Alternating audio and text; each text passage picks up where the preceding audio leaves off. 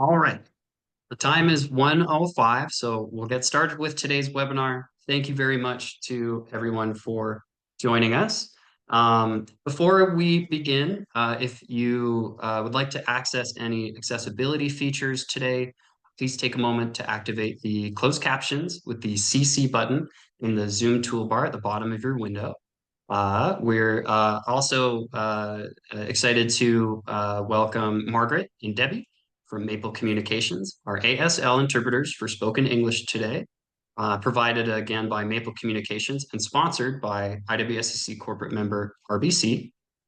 We'll take just a brief pause for anyone who needs those features to turn those on.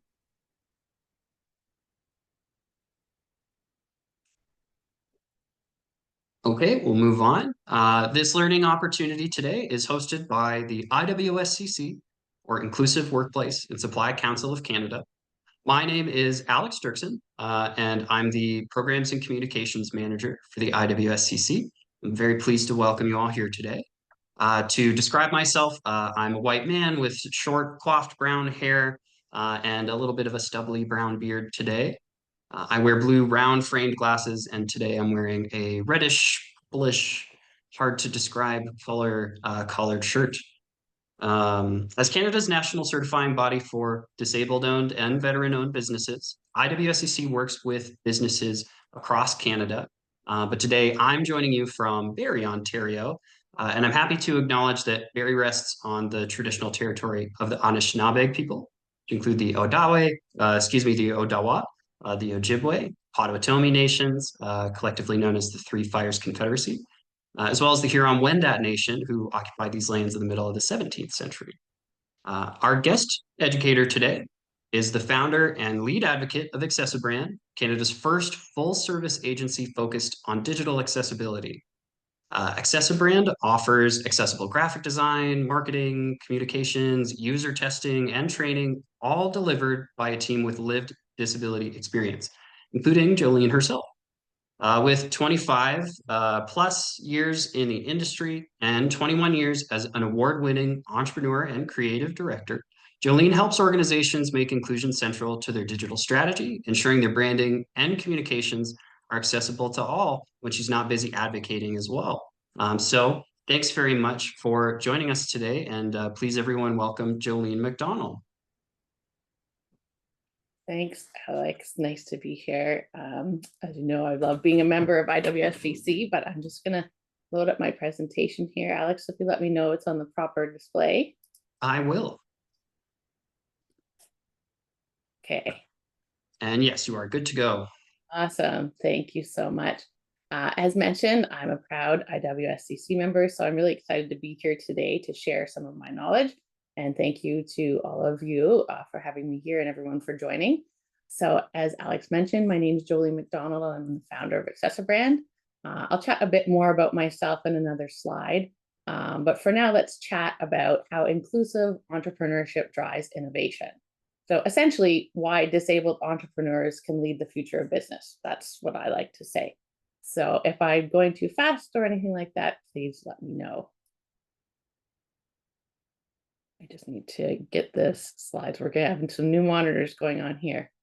So today I want to explore about how inclusive entrepreneurship isn't just about doing the right thing, which is what most people feel. It's about driving innovation and creating better solutions for everyone. So as we go through, I want everyone who's here today to think about how inclusion shows up in your work or in your ideas. And as much as we'll answer questions at the end, I want you to feel free to share your thoughts, because I don't want you to just listen. I want you to think and share. I will try and address questions if it's an appropriate time, or I can on pauses, but generally we leave it to the end. But again, feel free to participate in the chat, and then I can go back to that later, or Alex can assist. So things we know from society and learning in general is that inclusion fosters innovation because diverse perspectives lead to ideas that others might not think of. So, if we don't have lived experience in different areas, getting together with a group of people with different backgrounds creates better ideas and bigger ideas and different ideas. Especially entrepreneurs with disabilities, I think we're people with disabilities in general are constantly adapting and solving problems in creative ways. And I think those are really, truly skills that are key to innovation. So if you think about technology in general, how about voice to text technology? It was originally developed for accessibility, but now everyone uses it. That's often the case with a lot of products and services. So I'd like to ask you, what's an example from your own life where inclusive design has made a difference for you or others? On the screen, I do have a bit of a few examples: voice to text, captions, curb cuts, bendy straws, audiobooks. All of those were originally created for accessibility. So when people think about, oh, I don't need to do that, when you are developing something that works for, one sort of category of people, you're probably developing things for everybody. If you'd like to know a list of more services and products that were innovated due to disability, let me know, and I do have a link to that. But thinking about more about how things have impacted, I want to talk a little bit about my own experience. And I have a few points on the screen about my background, but what's most important is really, I think, how I founded Accessibrand. On the screen, you'll see it's a picture of my family, my husband, myself, my oldest daughter, my son, who's the middle child, and my youngest daughter, who's sitting in the front. Or standing in the front. And then there's a smaller inset photo of myself with my youngest daughter again. She's now almost 14. So I had to add a bit of an updated photo there. But Accessibrand was developed based on my own personal story, like many of other people's businesses likely are. But my youngest daughter, Joy is her name, was born with SED dwarfism. That's short for spondyloepiphyseal dysplasia, so we don't say it too often. She was born in 2011. And then fast forward in 2017, I was also diagnosed with a connective tissue disorder called Ehlers-Danlos syndrome. So I had been living with chronic pain and other symptoms that made my work and just everyday things difficult. I did own another business prior, but the demands were very different. So I felt that I needed to change my life. So I built Accessibrand to create a business that worked for myself and my family. And then in the hopes of that I could cater to other people with disabilities, since we are the most underemployed segment, and as well having that flexibility that I needed, I knew others had to as well. So again, I left my other business for those health reasons and family, and I started freelancing. But during COVID, I applied to accelerators to help me launch Accessibrand with a better vision and mentorships that I needed. So like many of you potentially, or other people I've met, I've experienced the challenges that come. Sorry, I'm awfully sorry. This is the interpreter. Can we go back a little bit? I think that you're speaking a bit too fast for me. Okay, Sorry. no, thank you. Sorry, just can't. Where would you like me to go back to? So you start at I left the other business for those health reasons, but Okay. during COVID, sorry. No apologies. I appreciate that. Again, if I go too fast, please let me know. I need to make it work for everybody. But I was saying that I left my other business for the health and family reasons. And then during COVID, I actually applied to some business accelerators, and that helped me relaunch Accessibrand with a better vision and other mentorships. So like many of you that are here, or other people that have experienced disability, I really truly experienced the challenges that come with having a disability and having a family with medical needs.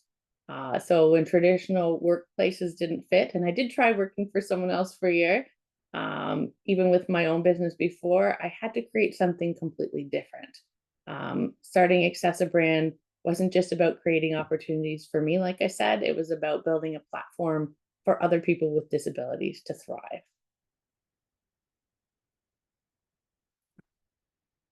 So a little chart on the screen, I sort of have a timeline of how my idea started and where I am today for Accessibrand.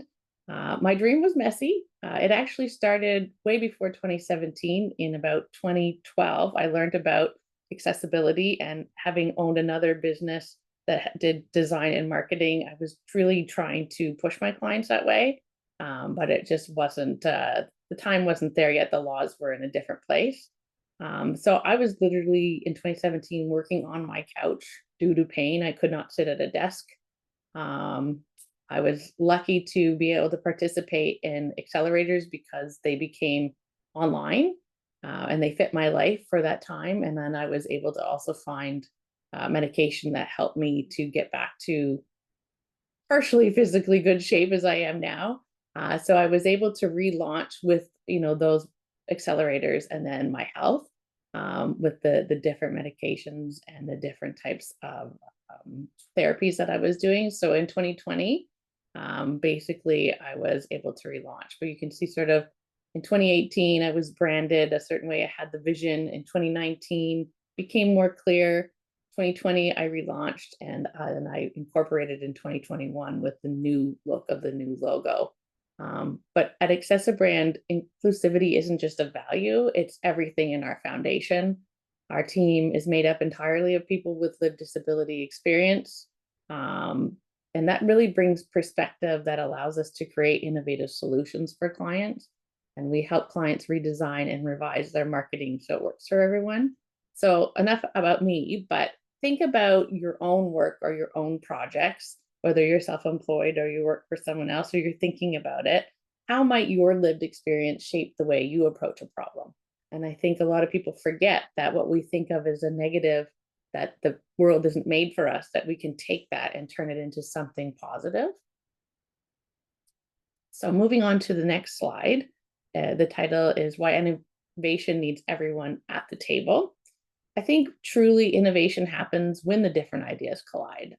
Entrepreneurs, especially with disabilities, bring creativity and problem-solving skills and a unique understanding of unmet needs that many people may never experience. We're looking at things from a different perspective. We are inventing different ways of managing things or environments that don't fit us. Studies certainly show that companies with diverse teams are 45% more likely to outperform their peers.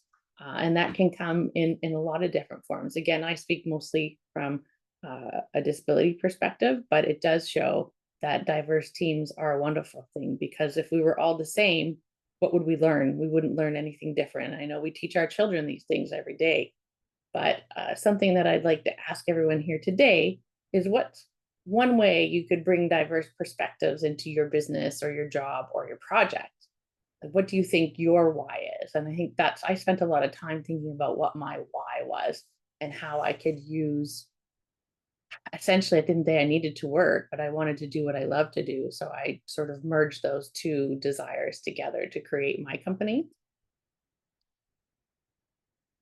I'm just going to the next one here. So what can we do as disabled entrepreneurs? Again, you can take this whether you're a disabled entrepreneur or not, but I'm speaking specifically from that area. Our lived experience truly gives us unique strengths.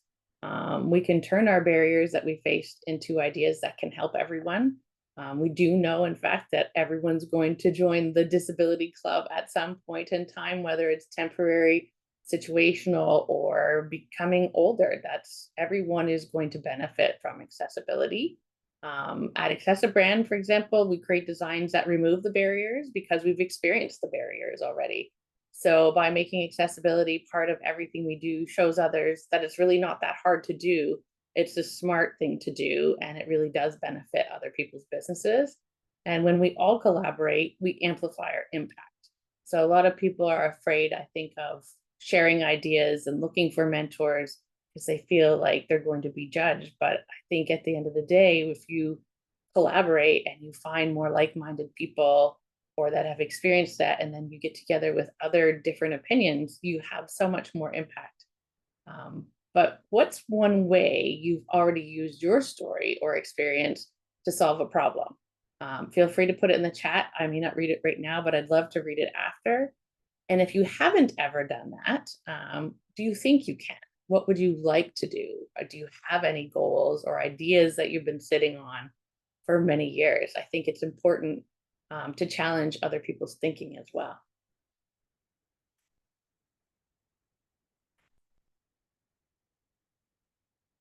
Just a second here. I went to the wrong slide. Let me just go back one second. I have this new system set up with the two monitors, but I wanted to just show the statistic on the screen if you can't see it, I will describe this. This is a map of the world on a teal background, and I have call out bubbles with statistics over top of certain parts of the map. The headline, is businesses are missing out. And then the disability market in Canada is the second headline. There is a call out above Canada that says 27% of the Canadian population, which means that they identify as having a disability. That's a StatsCan, the most recent one.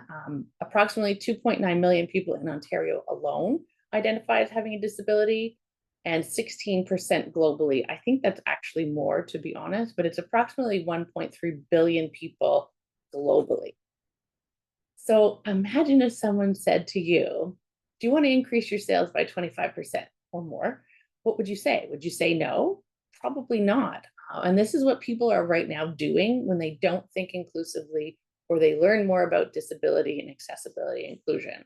So when you see these statistics, you go, wow, like I really could increase this just by changing certain types of thinking or certain things that are in your marketing or your website or even on the outside of your building, if it's possible. Just a little tidbit about fines, because there are legal obligations in every province and every country. In Ontario, if somebody does complain that you are not complying with the law, it's $50,000 to $100,000 per day. There is a process to that, and the Accessible Canada Act is up to $250,000 per day.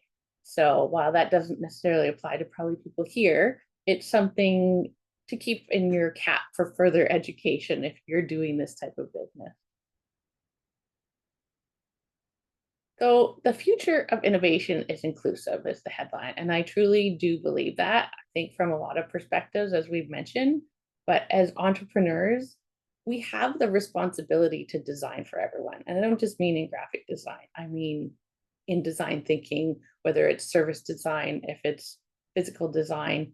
Inclusive businesses don't just do good, they succeed because they solve problems better. Companies are becoming very aware that over 1 billion people have disabilities. They still ignore it often, but there is movement, there is change, and they're missing out on a lot of money. So it's not just that it's good for us, but when they realize all of these innovative companies or services, like we talked about, text and curb cuts benefit more than just the disabled population, they need to understand that it's a benefit for all, and it's a great business opportunity. I think what I'd love to know is, what would the future look like if every business embraced inclusion and diversity? And again, if you have a new business idea while you're thinking about this, I'd always love to hear it. And if you don't want to share it, you can always contact me. I'll provide that at the end. But a couple more examples are Microsoft's accessibility tools. Features like screen readers and adaptive controllers have led the way in inclusive tech. You don't have to have a quote unquote labeled disability to use accessibility. When doors are heavy and maybe we're younger or older, it's easier to open a door. OXO Good Grips, which there's kitchen tools you might have seen, they originally designed for people with arthritis, but everyone loved them. So they changed that. And so when you buy them, you might like them and not understand why, but that was the purpose of why it was done.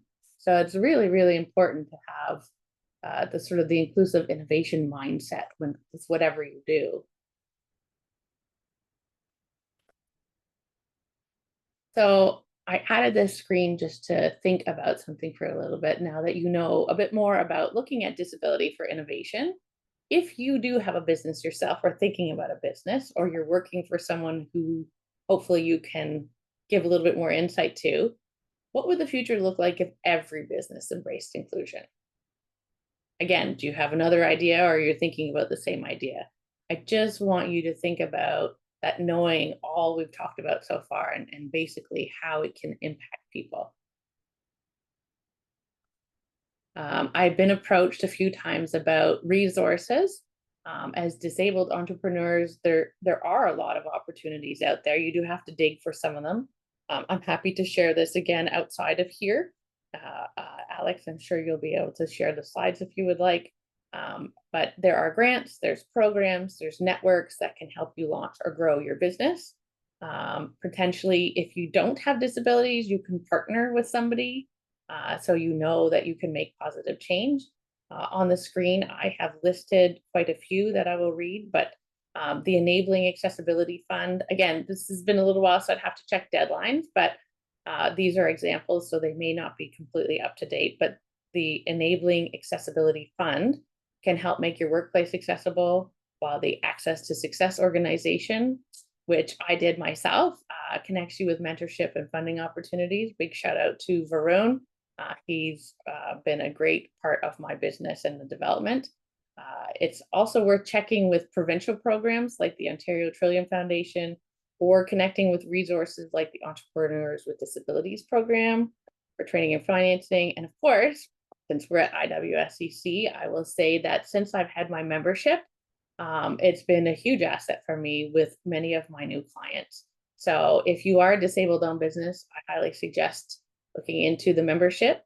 If you haven't already, I was able to obtain clients like the Business Development Bank of Canada, Export Development Canada, and some associations through that. We've worked with the federal government because of those connections. So it'd be interesting to find out if any of you have applied for any of these programs or if you've heard of them before, and if any of these resources feel like it could be best to fit your goals. So a little bit, if you're not, in the disabled community, but if you're interested, or even if you are, and you want to learn how to include lived experience in businesses, identify challenges you face. So I kind of got 3 steps here, but it's probably more. But if you have, faced any type of challenge in your life, whether it be through disability or something else, what are they? And how could you help solve those? Do you have an idea through your experience? These challenges show you where change is needed, I think, at all times. That's where a lot of people find that success, rather than trying to just come up with a business for the sake of business. Do something that means something to you, that's going to make positive change in society. You can turn solutions into opportunities.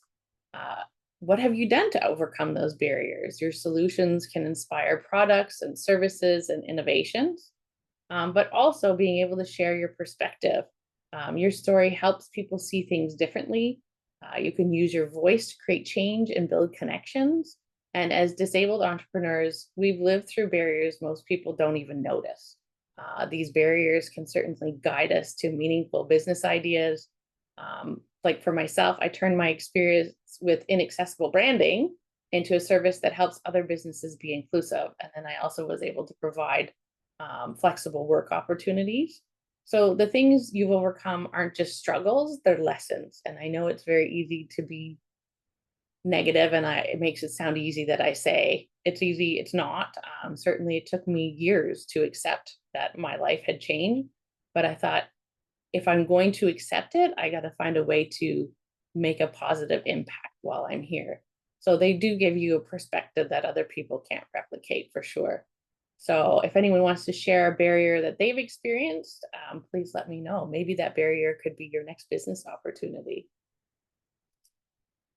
So I'm almost final, because I like to give open discussion and talk about any questions people might have. But I'd love to sort of discuss and reflect and hear your questions or thoughts or ideas about what I've discussed today. And honestly, feel free to ask about turning your experiences into business ideas, finding resources, or anything else similar to that. I do hope that you can share what's one insight or idea you might take away from today that you didn't think about before. That gives me a lot more purpose, for sure. So again, my final sign off is thank you for having this conversation. We'll have a little bit more chat, but I want you to remember that your lived experience has so much value, as well as others. And I hope that you leave here feeling empowered and to take your next step. And if you'd like to connect further, my email is on the screen, and it's Jolene@accessibrand.com. So thank you. And Alex, if anyone has questions, we can certainly answer those. Yeah, absolutely. Thanks. I'll jump in with a very quick early thanks so much for your presentation today, Jolene. For anyone who's joined us today who would prefer to use their microphone or would benefit from accessing their camera for discussion. Cameras are currently disabled, but we're happy to activate that for you so that folks can ask their questions in a manner that best suits them. I do see one hand up already, so I will go ahead and hand the floor over to Mr. Devin Curry. Devin, I can spotlight you so the interpreter can see you as well. Hi, Devin. Nice to see you. Hi. Just 1 second, Devin. I just need to pin you. Sorry. Okay, that's better. Thank you. Go ahead. Okay, can you see me a little bit better? Hi, everybody. Thanks again for the webinar and Jolene for the presentation. I joined a little bit late due to technical issues with Zoom. But I am wondering, I'm just wondering about, sorry, he's a little bit blurry. AODA, accessibility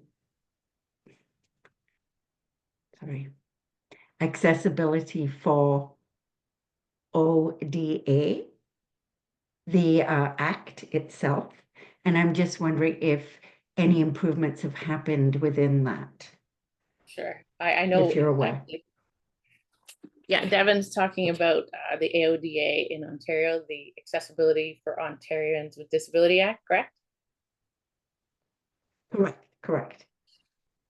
So I think we all know the government is a little behind in enforcing. Ontario is the furthest province ahead of everyone else as far as telling everyone we're going to have a completely inclusive province by 2025 or 2026, whatever the date was. Do I see a lot of changes? They're at the end, but they're still not really enforcing it the same way. I think the government's a little bit behind, but I will say in BC and Manitoba, we're seeing some really great progress. I know that in Ontario, there's a lot more education and a lot more knowledge. More businesses realize that if they don't do this, then they're going to have problems. But I think there's still a lot of companies that are far behind, even though they're supposed to be accessible.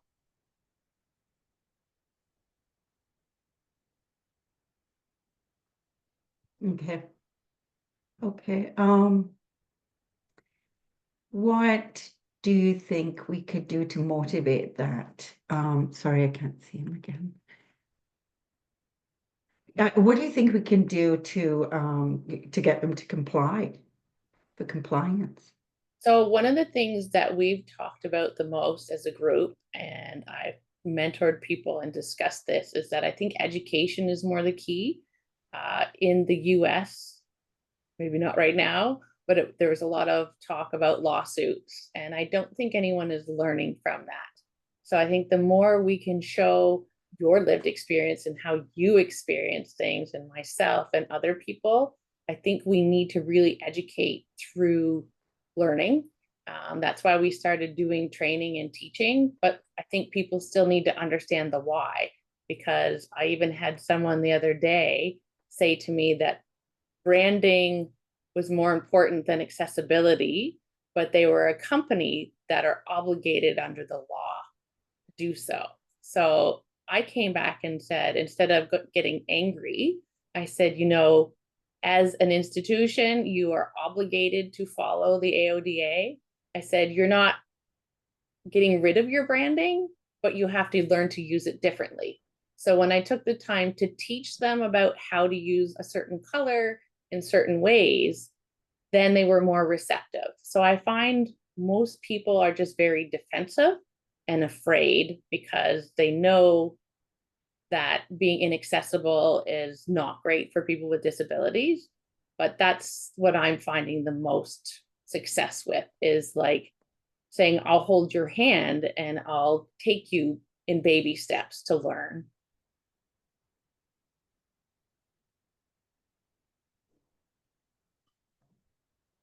Yeah, it was just something that I was thinking about how we could do it through education, through workshops, how we help people understand so that then the challenge to the barriers are less.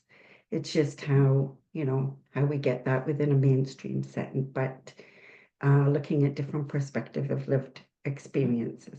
And I was wondering how you meet the companies or organizations within workshops to teach them. It's just maybe one-stop shopping workshop, or do we have enough organizations involved that could provide workshops on this I think to that's great. educate them? Yeah, and what would be the benefit, where the I think, benefit lies. sorry to interrupt. I thought you were done, but one of the things I think is really important, and Devin, I think we talked about it a long time ago, is the partnerships between people in accessibility. There's a lot more education and working together. I think we are not typical businesses. We should not look at each other as competitors. We all have different relevant skills to provide. So I think more working together. We often work in partnerships. I can't teach everything to everybody, but we can certainly create a network of more partnerships. I think more education needs to be done. Again, originally I wasn't going to go into teaching and training, but I found that people just didn't understand, and accessibility is not taught in the digital realm. It's not in the school systems unless a professor is interested in it. So I think there's, as much as they've made these laws, they haven't tried to integrate it into learning. So people are coming out into the workforce and they don't know. So if we can come up with more training opportunities and show people what it's like to have these lived experience, not for pity, not to try and throw someone in a wheelchair or make them wear a blindfold, but to experience it through understanding, then I think that people do it, because unless you have zero empathy, then you will make positive change. And there will be people with zero empathy, but I mean, hopefully more people do than don't.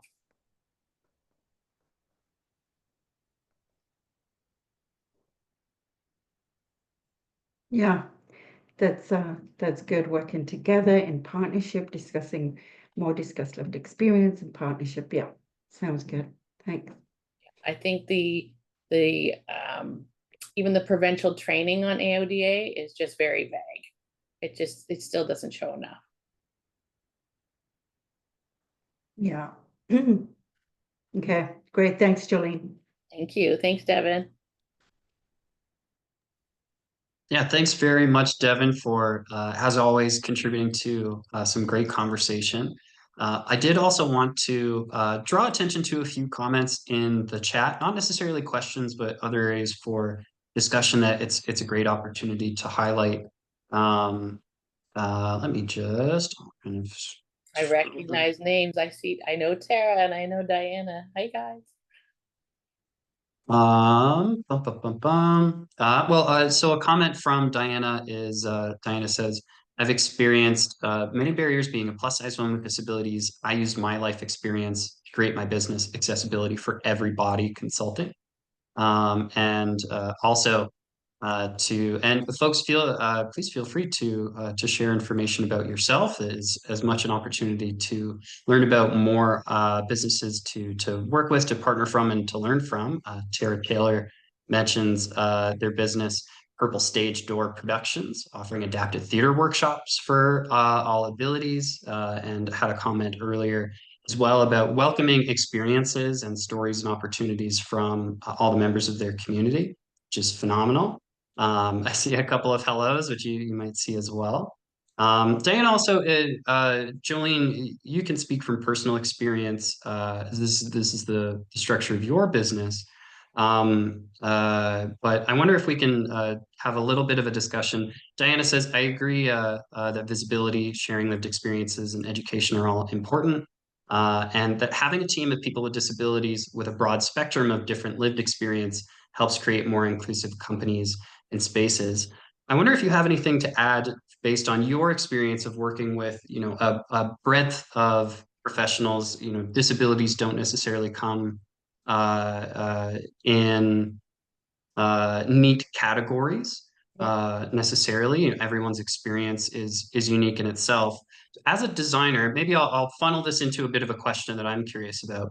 As a designer and someone with a design background, do you have any advice for professionals or for business owners who are trying to strike a balance of creating an inclusive space while also being concerned that there may be some people that they are not accommodating or failing to accommodate yet? And how any advice for someone who's maybe trying to go down that journey? I think the first thing is that we used to talk about this on our podcast. A lot of people are afraid of accessibility. I think they're concerned with offending someone in the disability community or of the sort. But I think the first thing you should do is seek out some people in the disability community or a company like mine, not necessarily mine, but like mine, that have people that can talk to you about how you can navigate that, at least as a first step. What we find a lot of time is they feel like it's all or nothing, rather than make baby steps, like they feel like they have to do all or none. And that's not the case. I mean, we all wish that people would do everything right from the start, but the education is not there and the knowledge is not there. So basically sitting down with people from the community to learn about what they would like to see doesn't have to cost you anything. It really doesn't. It's important to have that input and feedback first, but then to get rid of your bias or your unconscious bias about what you think they experience, because that's where a lot of doors I see close. If they don't understand it, they think they do. So just take I can't even speak for all the disability community. I have my experience, and then that's why I have other people. And, just because someone has the same, maybe two people are blind, doesn't mean they experience the same. The one thing I will say is that you'll never be all things to all people. There's no perfect. There really isn't. So I think how I approach it is you're looking at the broadest spectrum and talking to people that might have the worst affected part of the five senses, so to speak. So if you can't walk, you can't talk, you can't see, that kind of thing. And then try and take that all into consideration. Even learning WCAG best practices, like the World Consortium Accessibility Guidelines or Web Consortium. I never remember the acronym. Acronyms are not accessible.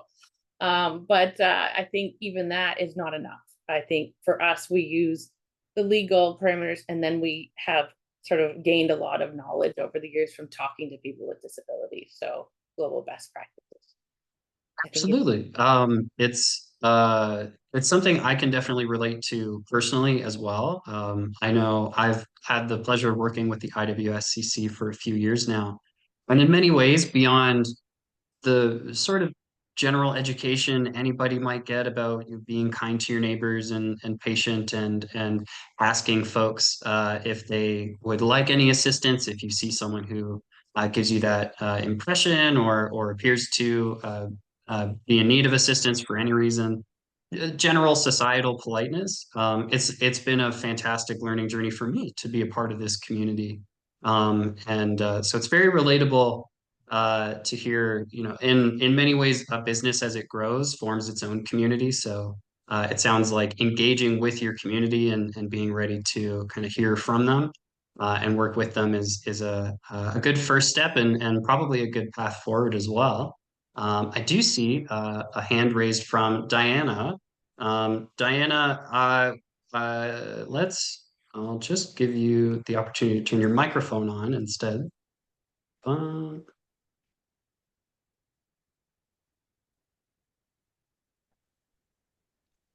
Hi, thanks.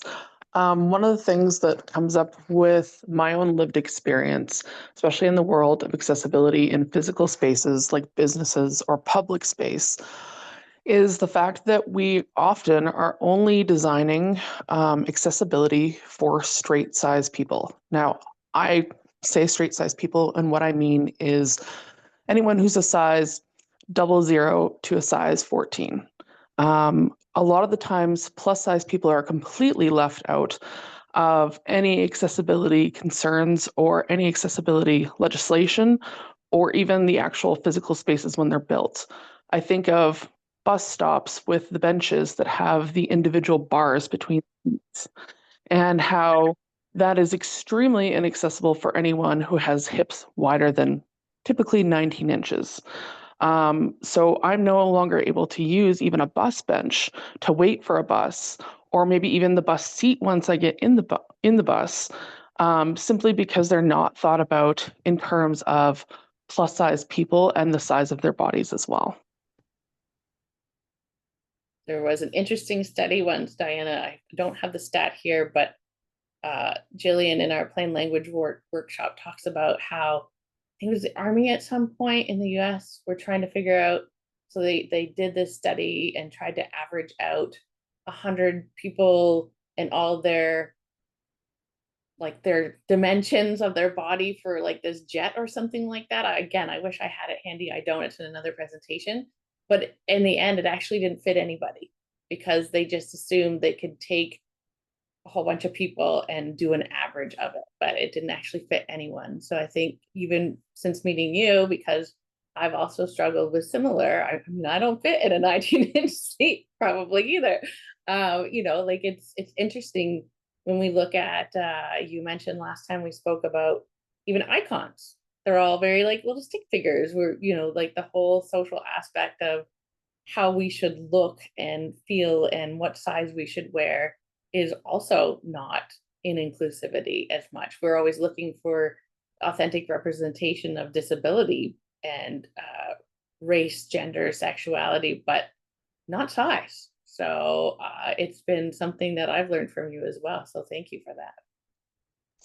Yeah, and I think one of the things that I think about a lot is we talk about, like you said, representation, but then we're not seeing representation either in the media as far as accessible bodies that like you said, are plus size, or sorry, disabled bodies that are plus size, but also in the physical spaces where no matter where I go, I face more barriers than most based on the size of my body. And also we have to think about the fact that plus size people are more likely to become disabled because we also have less access to healthcare due to stigma and anti-fat bias. So there are a lot of other factors that come into play in that intersectionality. Absolutely. I would agree. And I think it's important mostly that people continue learning and thinking about things from a different perspective. Again, it wasn't until I experienced what I did that I knew. So, I mean, I think I'm very hopeful for the human race that once you know, you try and change. But for some reason, I think we're still dealing with the social stigma of how people have looked at disability or, size and things like that for many generations. So I've seen a wonderful change in accessibility. I only speak from the disability accessibility perspective because that's all I can speak from. And as someone who presents as a female, that's where I stand. But there's so much more I wish that people would think about. The building codes have done this, so it's time for other areas to change too. Building code still needs better, but it's better than it was. Absolutely. And I think that's why I really like your idea of working with a network of people with disabilities and having a team of people. Because like you said, we all have different lived experiences. One person with a disability doesn't speak for all of us. And so the best way to make sure that you have an inclusive space is to have people from different perspectives and different lived experience. 100%. I think that's where people can grow. You can see sales increase. Lots of different positive change comes from people working together, not speaking for one person.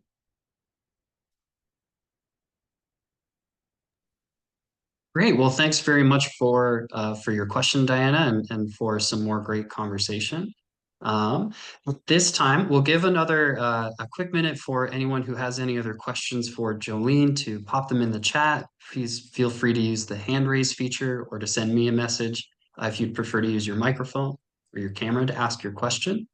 But As we kind of head toward the end of our session today, another statistic I'd love to share along with Jolene's great stats is Statistics Canada just recently finished a new leg of their investigation into diverse-owned businesses in Canada.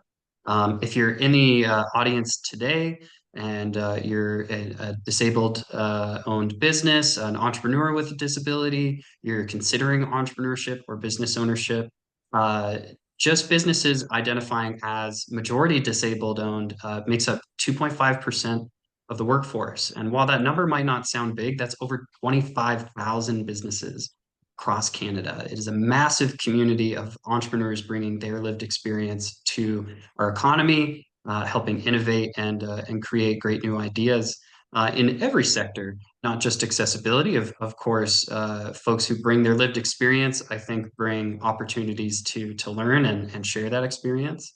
But we know that businesses are operating in every market and every sector led by folks with unique lived experiences. And that's what the IWSCC was founded to support. So again, I don't see any other questions or hands popping up. So I think did see we'll that get one ready to wrap up comment. for today. Sorry, I just saw that one comment from above from Benny. If Benny is still here. And oh yeah, Benny, I see you there. Benny, why don't I here we'll and you should get access to your microphone now.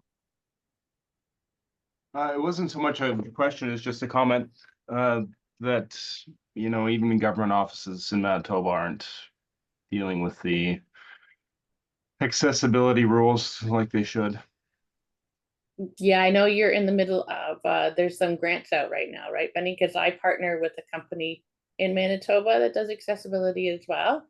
So hopefully we'll see some more positive change come out of Manitoba. I know that I worked in a partnership with a couple of different businesses out there now. So I'm hoping you get a little bit further along, but you're getting there. I'm seeing some positive change out of Manitoba and other places.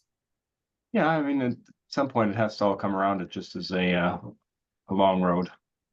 Yes, it definitely is. I know that Liquor Lotteries they sent a representative. IWSCC did a seminar in Winnipeg a couple of years ago, I guess, and they had somebody attend there on their behalf, not actually from MBLL, but I'm not sure that there was ever any progress made from that. Yeah. Well, I can speak to that. IWSCC, you know, as a national org, we're always working on connecting with more municipalities and regional governments. This time, we don't have a formal relationship with the government of Manitoba, but we're always working to improve those relationships and to offer guidance. We've had a lot of conversation today about the differences in body types, the differences in experiences, and the differences in disabilities. So we also do our best to contribute to that conversation through research and offering education in that area as well. If you'd like to learn more, if anyone would like to learn more about IWSCC research, you can visit us at www.iwscc.ca. We're thrilled to just have recently wrapped up a project and released the report on accessibility in procurement. Very big multi-year project to look at procurement and its processes in Canada, best practices globally, and to offer recommendations on how we can make that business, a very complex business practice, more accessible. And if you'd like to learn about our current project, that one is on invisible disabilities in the workplace. Jolene, earlier you mentioned building code has made a lot of progress. In some ways, it's also really made progress for, to put it really curtly, for the wheelchair, for persons with mobility related conditions. So we're hoping to contribute more information by performing assessments and studying the experience of persons with invisible disabilities, professionals, business owners, clients, and everybody in between to help make workplace design more inclusive across the board for Canadians as well. So we sort of answer your question, Benny, at this time, while we don't have a direct formal relationship with the government of Manitoba, we're always trying to also offer new pathways to connect with IWSCC and to learn from us and to encourage those relationships. So never say never in that sense. And a quick other, I'll kind of rapid fire. I did see some other questions. So a question from Devin: how did Statistics Canada gather their data regarding diverse-owned business? The honest answer is, at this time, I can't recall the exact method. I do know it was focused on majority ownership. It was a supplier diversity related study. But I would be curious myself to learn more about the data, the gathering structure in that sense. And I'm happy to send you a link to that study after our webinar today.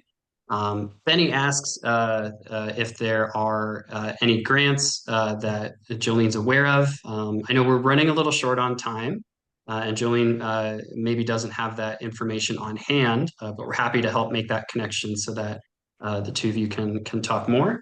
And we're happy to share all the resources from today in the slide deck as well. So folks can check out Jolene's resource page from earlier. For Diana, the question, adding to the invisible disabilities research. So at this time, we're partnering with an organization called Adaptability Canada, also operates here in Ontario. They're performing the research and the assessments.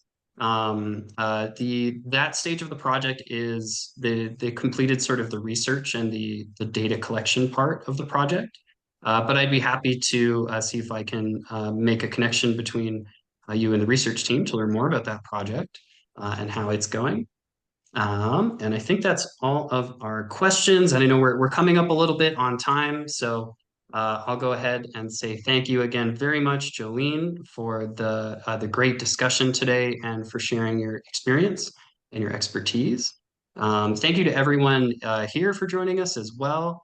I wouldn't be doing my job if I didn't say your feedback, of course, absolutely does help us improve. So we do have a very short survey. If anyone here would like to contribute some feedback on our webinar today and help IWSCC continue to provide learning opportunities like this one, you'll find that link in the chat, and we'll be happy to share it after the event as well. To learn more about the IWSCC, you can always visit us again at www.iwscc.ca or info us. You can email us anytime at info@iwscc.ca. You can also learn more about today's wonderful guest educator, Jolene MacDonald, and Accessibrand when you visit www.accessibrand.com. And Jolene, of course, was happy to share her contact information as well. And that brings us to the end of our webinar today. So from me at the IWSCC, and I'm sure from Jolene as well, thanks again, everyone, for joining us. And I hope you enjoy the rest of your day.